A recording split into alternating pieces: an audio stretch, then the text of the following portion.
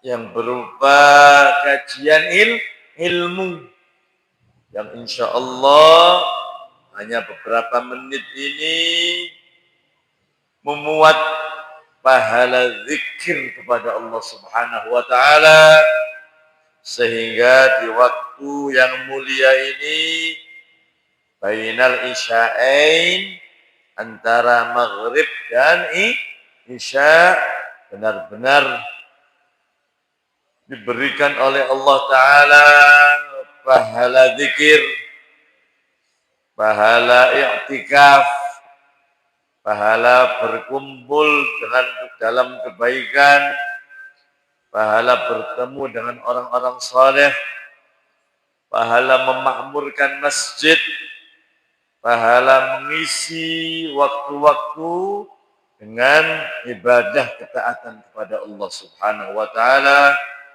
sehingga menjadi simpanan berharga untuk kita untuk masa depan kehidupan kita setelah meninggal kelak. Mudah-mudahan menjadi pahala yang besar di sisi Allah Subhanahu wa taala. Dan segala yang memiliki hajat dikabulkan oleh Allah hajatnya. Sekarang setiap apa yang kita panjatkan dari doa-doa, khususnya di tempat ini, diijabahi oleh Allah Subhanahu wa taala. Allahumma amin fi khairin wa lutfin wa afiyah. Masih dalam pembahasan kitab Al-Arba'in An-Nawawiyah sampai Al-Hadithus Sabi' wal 20, hadis nomor ke-27. Hadis nomor ke-27. Mudah-mudahan tahun ini sakit khatam insyaallah. Nanti kitab selanjutnya monggo dimusyawarahkan. Nopo kitab yang ingin dikaji supaya lebih semangat lagi, persetujuan dari jamaah, kitab apa misalnya, monggo dimusyawarahkan insyaallah. Anin Nawas bin Sam'an radhiyallahu anin Nabi sallallahu alaihi wasallam qal al-birru husnul khuluq wal ithmu ma haka fi nafsik wa karihta an yattali'a alaihi nas. Diriwayatkan dari sahabat yang bernama Nawas bin Sam'an. Sahabat Nawas bin Sam'an ini termasuk sahabat-sahabat yang mendapatkan kedekatan dengan Rasulullah sallallahu alaihi wasallam.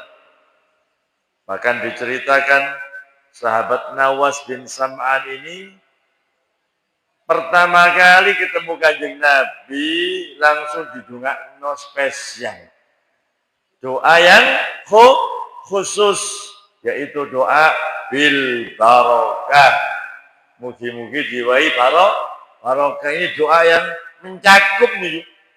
Mulane sampean kunut niku wa barik lana fima a'tait, berkahi. Wis keberkahan niku insyaallah ziyadatul khair. Keterangan sebagian ulama, ziyadatul khair, tambahan kebaikan. Kapan dikatakan ilmunya barokah? Berarti ziyadatul khair, kebaikan ilmunya bertambah. Kapan dikatakan artoni barokah? Berarti ditambah kebaikannya oleh Allah. Umurnya barokah, juga seperti itu. Keluarganya barokah, anak turunnya barokah. Allahumma amin.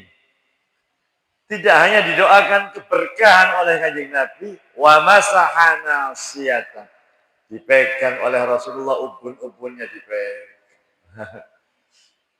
Bahkan ada sebagian sahabat karena pernah mulai kecil dipegang oleh Kanjeng Nabi, gak gelem dipotong rambutnya, gak gelem dicukur. Sampai beranjak dewasa model kayak jambul gitu, dijarno. Kenapa gak sampean potong, gak sampean cukur? Ini pernah dipegang oleh Rasulullah Sallallahu Alaihi Wasallam. Bunga kenangan khusus dengan Rasulullah Sallallahu Alaihi Wasallam. Ini di sini termasuk disebutkan yang yang datang kepada Rasulullah didoakan keberkahan ini ayahnya perawi ini, Nawas bin Sam'an, ayahnya perawi ini. Kalau Nawasnya ini termasuk min ashabis suffah. Tadi yang diterangkan bahwasanya didoakan keberkahan oleh Nabi dan dipegang ubun-ubunnya oleh Nabi itu ayahnya yang bernama Sam'an. Kalau yang Nawasnya ini tercatat min ashabis suffah. Tercatat, termaktub, termasuk min ashabis suffah, yaitu yang tinggal di serambi masjid Rasulullah Sallallahu Alaihi Wasallam. Rencangi sahabat Abu Hurairah, sahabat-sahabat yang notabene tidak punya, datang ke Mekah, datang ke Madinah, tidak membawa apa-apa. Bukan dari orang-orang yang beragam, orang yang tidak punya. Ditampung bersama-sama dengan sahabat-sahabat yang lain, bersama Rasulullah Sallallahu Alaihi Wasallam. Niki Nawasnya. Ayahnya tadi itu yang didoakan keberkahan oleh Rasulullah Sallallahu Alaihi Wasallam.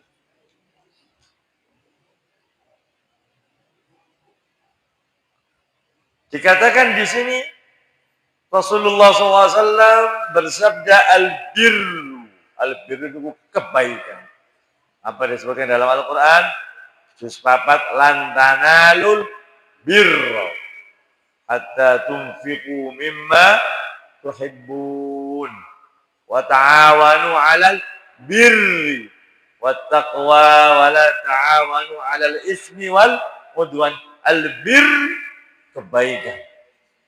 Di sini termasuk di antara kata-kata yang singkat dari Kanjeng Nabi tapi memuat makna yang luas. Al-birru, kebaikan itu atau segala kebaikan itu, husnul khuluq, akhlak yang mulia, akhlak yang baik. Masih ilmunya nyegoro, tetapi tidak punya akhlak. Tidak ada yang ingin mengambil ilmunya.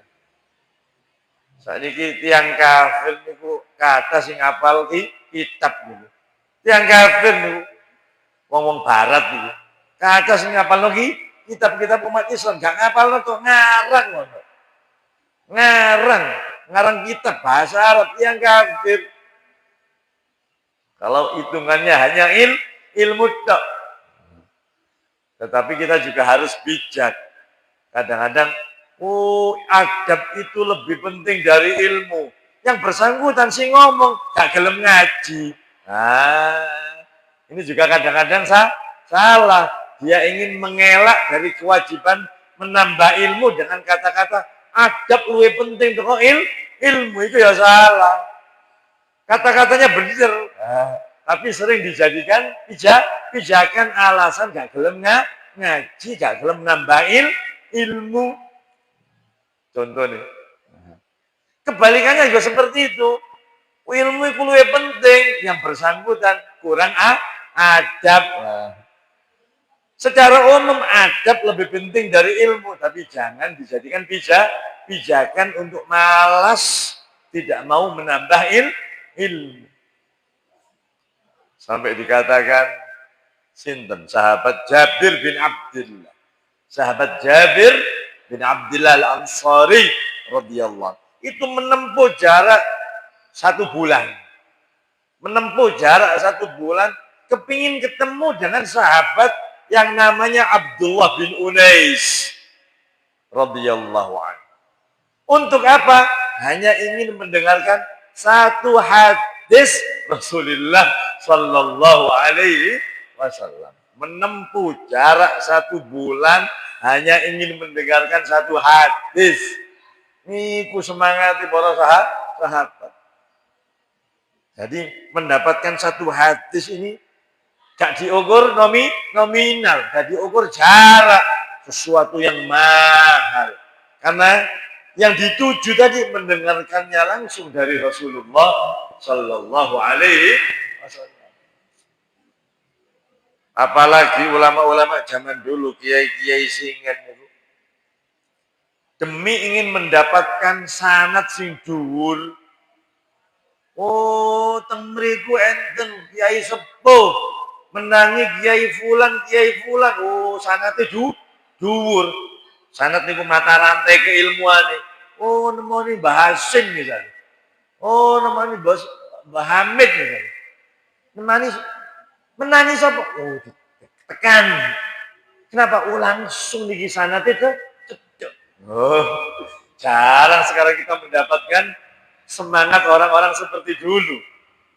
Masih kepingin ketemu sepisan pindho, yang penting nyambung sanatnya dengan ulama-ulama tersebut. Itu orang-orang, apalagi dalam tradisi keilmuan ulama hadis, nemen. Betul-betul semangat mereka untuk mendapatkan jenenge as-sanadul ali. Sanad sing dhuwur. Sanad sing dhuwur niku berarti tambah pendek. Alias tambah setitik uangnya sampai Kanjeng Nabi. Meriwayatkan dari ini, sampai qala Rasulullah sallallahu alaihi wasallam.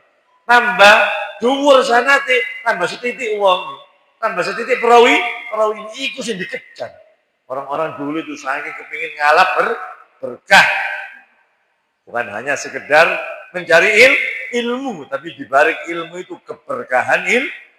Mulane ketika pulang ke kampung halamannya manfaat. Ketika pulang ke kampung halamannya ilmunya mengalir. Ilmunya nyambung. Gak ada santri, kok santri ini gak ada santri malih terus ila yaumil qiyamah. Masih siji. Santri ini masih siji terus. Zaman biyen santri sisi ditelateni sampai 10 tahun. Ternyata dari santri yang satu ini jadi wong temenan loh. Cukup insyaallah menjadi sebab kebahagiaan di akhirat. Masih siji. Cuma kualitas. Sanes kuantitas kok. Tapi kualitas siji mempeng mumpuni nanti menjadi seorang ulama. Ditelaten sampai menjadi ulama. Kadang-kadang apunten anake dhewe tidak sealim santri ini ono sampai kejadian kayak ngono. Anake dhewe gak sealim santrinya. Karena mungkin santrinya ini lebih mempeng. Seperti diceritakan sahabat sinten Abdullah bin Umar. Anak dari sahabat Umar bin Khattab radhiyallahu anhu, terkenal dengan Ibnu Umar. Niku alim-alimnya sahabat. Gak ada santri, asalnya rewang, seorang budak sampai kata dituku. Wes gak tuku wes budakmu iki sing jenenge Nafik iki. Karena pinter. Kadang-kadang zaman dulu budak sahaya itu digoleki karena apa tenaganya kayak nyurum-nyurum, kayak nyuwun-nyuwun. Zaman biyen ngono. Iki saja. Arek iki pinter iki Nafik iki. Sampai kata dituku, tuku pirang dinar. Gak. Katanya Abdullah bin Umar, gak. Tak bebas lagi sahabatku jadi santri. Budak aku tak bebas jadi santri. Ternyata subhanallah temenan. Termasuk di antara pembesar perawi yang mengambil ilmu dari sahabat Abdullah bin Umar. Ya rewange iku mang sing jenenge Nafik. Tidak main-main. Sampai-sampai para ulama hadis menyatakan, kapan seseorang itu mendapatkan hadis riwayat Imam Malik, gurunya Imam Syafi'i, saking Imam Nafi', saking Imam Abdullah bin Umar, saking Kanjeng Nabi, berarti ku sanate sanat emas. Mata rantai hadisnya mata rantai emas. Silsilah hadisnya silsilah emas. Silsilatul Zahabiyah. Sapa? An Malik, an Nafi', an Ibnu Umar, an Nabi sallallahu alaihi wasallam. Hadis ini periwayatannya saking Imam Malik. Imam Malik saking Imam Nafi'. Imam Nafi' saking sahabat Abdullah bin Umar dari Rasulullah sallallahu alaihi wasallam. Emas. Berarti menunjukkan kedudukan atau keilmuan sinten Nafi' atau Al-Imam Nafi' murid dari sahabat Abdullah bin Umar. Umpama riwayat hadis pakai wawasan ilmu hadis niki. Jarang niki. Wawasan ilmu hadis. Ketika yang meriwayatkan Imam Syafi'i, double-double niki. Imam Syafi'i kan muridnya Imam Malik. Anis Syafi'i, an Malik, an Nafi', an Ibnu Umar, an Nabi sallallahu alaihi wasallam. Apa katanya para ulama? Emas perak. Tak emas kok. Emas perak. Berarti sanatnya sanat emas perak.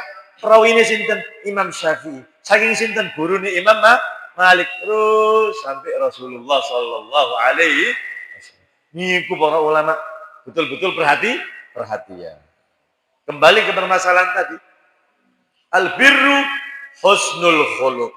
Yang namanya kebaikan itu adalah akhlak yang baik.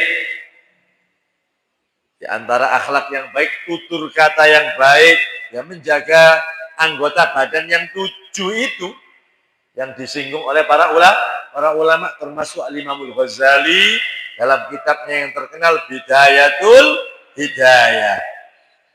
Anggota tubuh yang 7. Di antaranya meripat, di antaranya tangan, kaki, lisan, perut, kemaluan, dan hati. Menjaga anggota 7. Nah, di antaranya akhlak yang baik, menjaga tutur kata. Sampai suatu kali enten tiang kafir Mekah ditanyakan, apakah engkau pernah mendengar Muhammad itu berdusta? Kak, belas. Katanya orang kafir tadi, gak tahu belas. Tapi karena gengsi, pertimbangan-pertimbangan duniawi, akhirnya menghalanginya untuk masuk Islam. Asli ini sama sekali dalam hatinya tidak ragu akan kejujuran Nabi Muhammad sallallahu alaihi wasallam. Al-Amin yang dipercaya, As-Sadiqul Masduq yang jujur dan yang dibenarkan perkataannya. Sinten? Rasulullah sallallahu alaihi wasallam. Mulai disebutkan teng Burdah niku apa?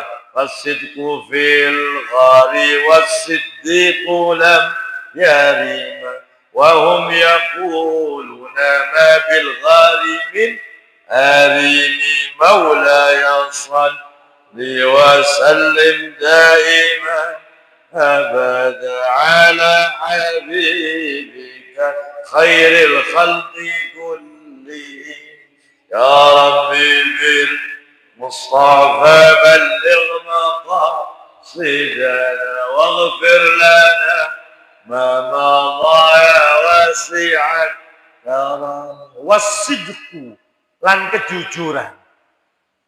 Lan kejujuran. Siapa kejujuran ini? Dalam syarahnya Burdah, Kanjeng Nabi ini kejujuran.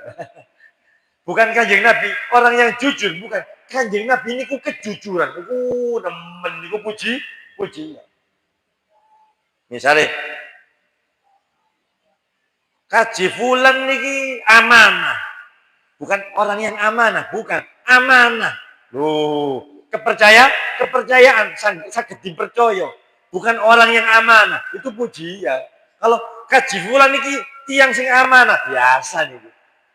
Kaji fulan niki Amanah itu aduh, kepercayaan itu tidak. Ini teman. Fulan bin Fulan ini adalah keberanian. Misalnya. Fulan bin Fulan adalah keberanian. CJ.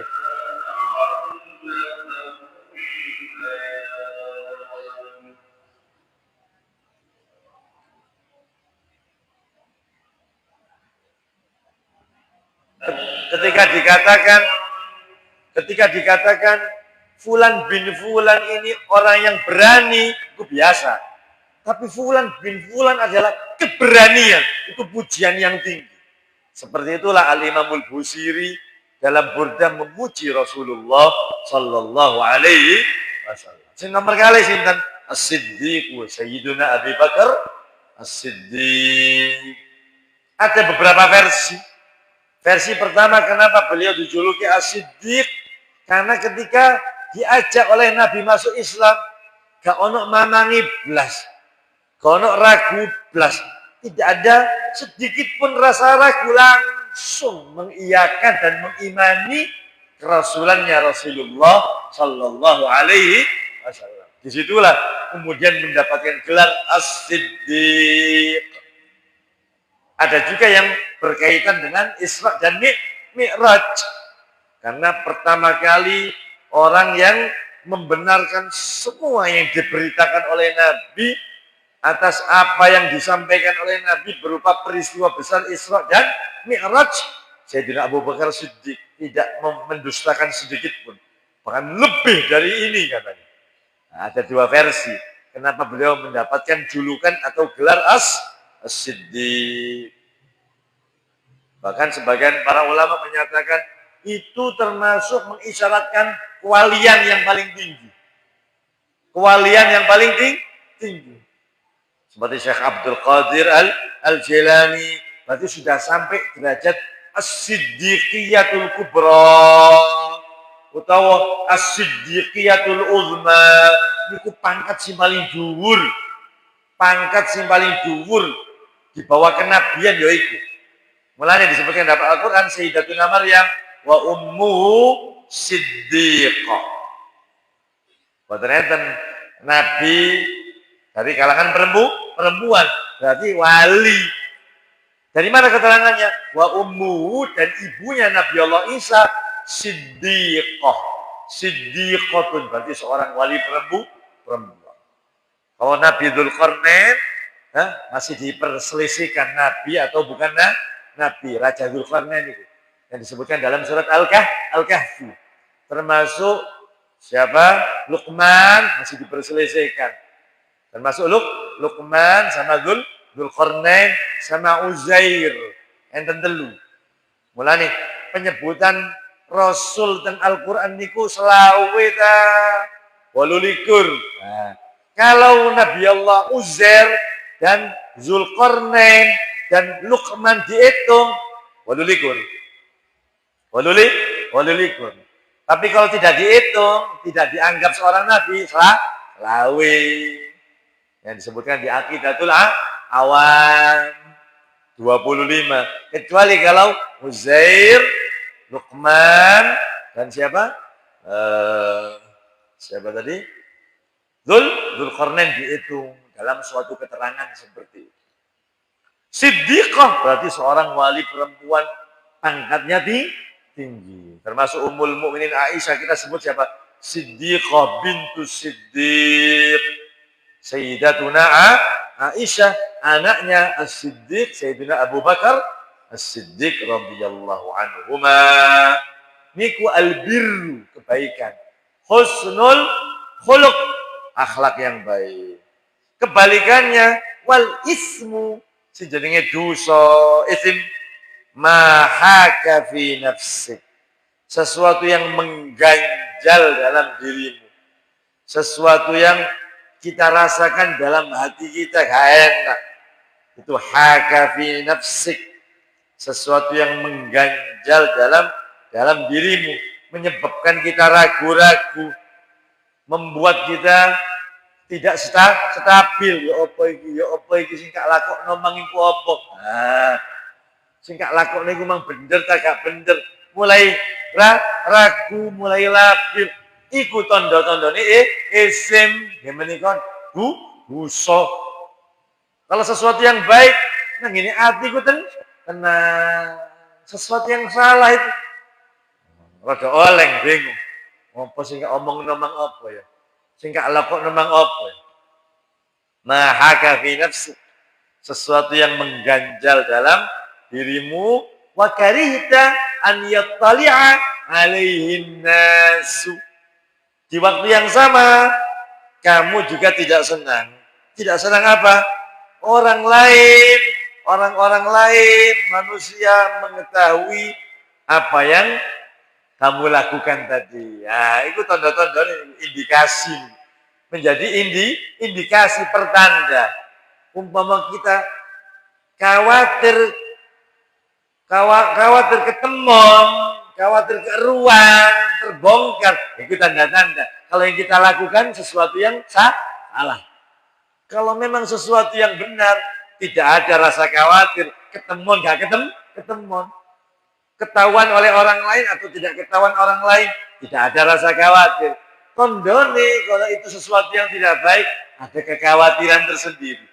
Itu yang disampaikan oleh Rasulullah Sallallahu Alaihi Wasallam. Sebagian ulama memahami ini enten sentuhan psikologi. Hadis niki meskipun pendek, enten sentuhan ilmu psikologi kejiwaan. Orang yang melakukan suatu kesalahan itu gak tenang. Orang yang melakukan suatu kesalahan itu gak tenang secara psikis, kejiwaan bingung. Lain dengan orang yang melakukan kebaikan, enak, tentrem. Berarti itu efek perbuatan baik. Efek perbuatan baik. Kayak di barat no kan si jenenge ilmu psikologi ini akhirnya gak dikait-kait sama agama. Yang penting perbuatannya positif. Benar-benar. Yang penting perbuatannya tidak negatif. Positif thinking dari ini. Berpikir positif, negatif thinking dari ini. Berpikir negatif benar-benar. Tapi kalau psikologi yang sentuhannya nuansa Islam jadi gabung no ini dosa ta boten dosa salah tak gak salah sesuatu yang tidak ada muatan kesalahannya atau dosa tidak ada sumpah nang ini hati kita tenang ini kalau ditarik kepada ilmu psikologi karena sejatinya ilmu-ilmu umum niku bersumber saking Al-Quran saking hadis. Ini keterangannya Al-Imamul Ghazali rahimahullah tentang kitab judulnya Jawahirul Quran. Ini ku dipetakno ambek Imam Ghazali. Sampai ilmu-ilmu umum itu balik ternyata nang ini Al-Quran. Balik ternyata nang ini Al-Quran kabeh. Mengkerucut terhadap Al-Quran kepada Al-Quran. Cuma sinten sing paham. Nah, dengan isyarat-isyarat yang terdapat dalam Al-Quran ini. Sampai urusan si jenenge bumi ini bulat atau datar, itu ada isyaratnya dalam Al-Quran. Isyaratnya tentang lunga kaji padahal. Ayat tentang lunga kaji. Wa adzin fin nasi bil hajj ya'tuka rijalan wa ala kulli dhamirin ya'tina min kulli fajjin Amik beritahu, informasikan kepada orang tentang haji. Mereka akan datang rijalan berjalan kaki, atau menaiki onta mingkuli fajjin amik dari penjuru yang dalam. Tentang Al-Quran penyebutan ini penjuru kawasan yang dalam, amik itu dalam. Berarti menjurung ini. Berarti menjurung ini bulat. Tidak mingkuli fajin bait. Bukan dari penjuru yang jauh, berarti datar lah. Ini tidak penjuru yang amik, berarti menjeru. Menjeru berarti bulat. Isyarat. Kata tentang Al-Quran itu. Sampai saya ini enten tafsir itu tafsir sains. Keren ini. Meskipun tidak semuanya diamini oleh ulama, ada kadang-kadang member-member dok. Tapi minimal ada usaha. Tafsir sains, apa oksigen ini entek, tambah mendur, tambah entek oksigen. Enten isyaratnya saking Quran. Ka'annama yas'adu fis sama. Padahal so'ida yas'adu itu artinya mendur. Bahasa Arabnya lift ya, sampean umroh dan haji. Mis'at, nah ini hotel-hotel. Mis'at, bahasa itu apa? Lift. Mis'at, so'ida itu mendur. Tapi dalam Al-Quran bukan yas'adu, yas'adu, yas'adu. Berarti orang nyesek. Para ulama dalam kitab Al-Itqan fi Ulumil Quran, Al-Tibyan fi Ulumil Quran, karya Syekh Muhammad Ali Sabuni, menyatakan yas'adu. Berarti orang nyesek iki. Berarti tambah dur, tambah minim sejadinya oksigen. Isyarat saking Quran. Kata nih. Jadi ilmu-ilmu pengetahuan umum pun mengkerucut saking Quran. Allahumma sholli ala Muhammad. Itu ilmu-ilmu para ulama. Diberikan pemahaman-pemahaman tentang Al-Quran. Kembali ke masalah tadi. Kapan kita tidak senang, perbuatan kita diketahui oleh orang lain, itu cukup menjadi pertanda ada kesalahan tersendiri. Selanjutnya, masih dalam satu alur, satu konteks. Wa an Wabisah bin Ma'badin radhiyallahu anhu. Diriwayatkan dari sahabat Wabisah. Beliau berkata, "Ataitu Rasulullah sallallahu alaihi wasallam." Aku mendatangi Kanjeng Nabi. Nah, ini nikmati para sahabat. Masalah setitik, ataitu Rasulullah sallallahu alaihi wasallam, nikmat. Datang kepada Nabi. Masalah setitik, ataitu Rasulullah. Ini nikmat. Itu makna qaulihi sallallahu alaihi wasallam, hayati khairun lakum tuhadizuna wa yuhdasu lakum. Kehidupanku baik untuk kalian. Kalian melakukan sesuatu, kalian diberitahu apa? Muatan hukumnya langsung dari sumbernya Kanjeng Nabi. Mata mereka selalu memandang wajah Rasulullah. Tapi jangan kecil hati. Untuk umat-umat di akhir zaman jadi didongakno khusus oleh Rasulullah.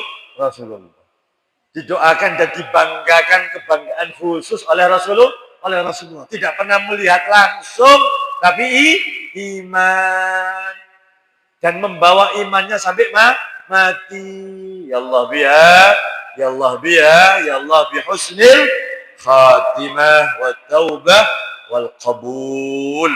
Mudah-mudahan usia kita ditutup oleh Allah Subhanahu wa taala dengan kesempurnaan husnul khatimah. Wa huwa radin anna ya ayyatuhan nafsul mutmainnah turji'i ila rabbiki radiyatan mardiyah wadkhuli fi ibadi wadkhuli jannati. Masuklah ke dalam surga. Faqal Rasulullah SAW bersabda, Kanjeng Nabi sudah tahu. Jika tas'alu 'anil bir, kamu datang ingin menanyakan tentang albirru ya, tentang kebaikan ya. Padha wis nang dhuwur mangke. Qultu na'am. Nggih, Kanjeng Nabi. Loh, sampun semerap Kanjeng Nabi. Durung takon. Sampun semerap Kanjeng Nabi. Jika tas'alu 'anil bir, kamu datang ingin menanyakan tentang albir, kebaikan. Dikatakan, qala na'am ya Rasulullah SAW. Makanya di sini disebutkan tentang syarah ini. Wa fi hadza, dalam keterangan hadis ini, mukjizatun kubra. Mukjizat kang ageng lin Nabi sallallahu alaihi wasallam. Rupanya apa mukjizat iku, Bang? Haitsu akhbarahu amma fi nafsihi qabla an yatakallama bih. Yang mana di mana sahabat Wabisah tadi belum ngomong sudah diketahui oleh Rasulullah. Oh, sampean ngerti telepon iki. Langsung ngedok wis. Niku mukjizat sebagaimana karomahnya para para aulia. Enten setunggal kiai ditekani rombongan kiai niki, rombongan kiai sing teko. Rombongan kiai sing teko. Ingin menanyakan permasalahan-permasalahan.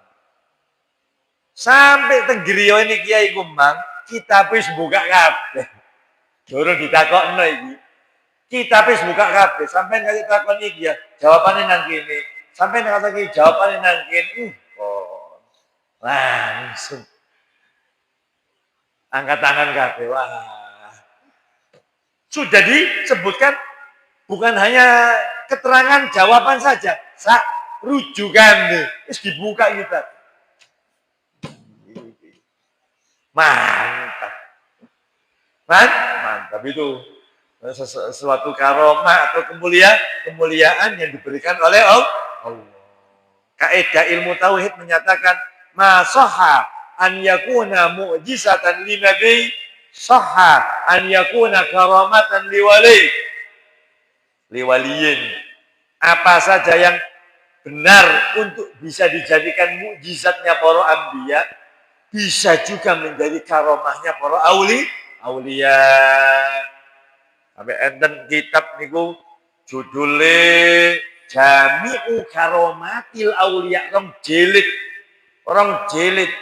Kalau nggak ada kitab tenggiriyo, kumpulan keramat-keramati guru-guru Syekh Abdul Qadir Jailani.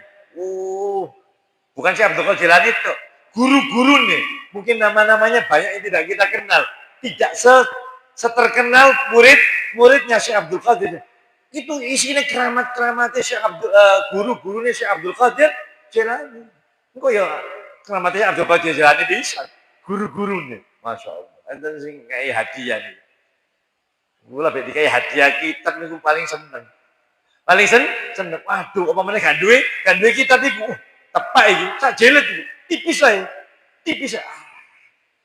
Cerita-cerita guru-gurune Masyayikh Syekh Abdul Qadir Jailani. Ini ku jenenge karomah, kemuliaan yang diberikan oleh Allah, keluar biasaan yang diberikan oleh Allah kepada hamba-hamba pilihan, yaitu para aulia wassalihin. Mungkin sampai di sini, masih ada 10 menit. Insya Allah kalau ada pertanyaan, monggo. Saya gak ngantuk. Nah, mungkin ada yang ditanyakan, silakan. Di luar konteks, buatan apa-apa. Tapi kalau bisa di dalam pembahasan yang sama, tidak tapi adu-adu menjalar-jalar. Monggo. Sampai mata ini.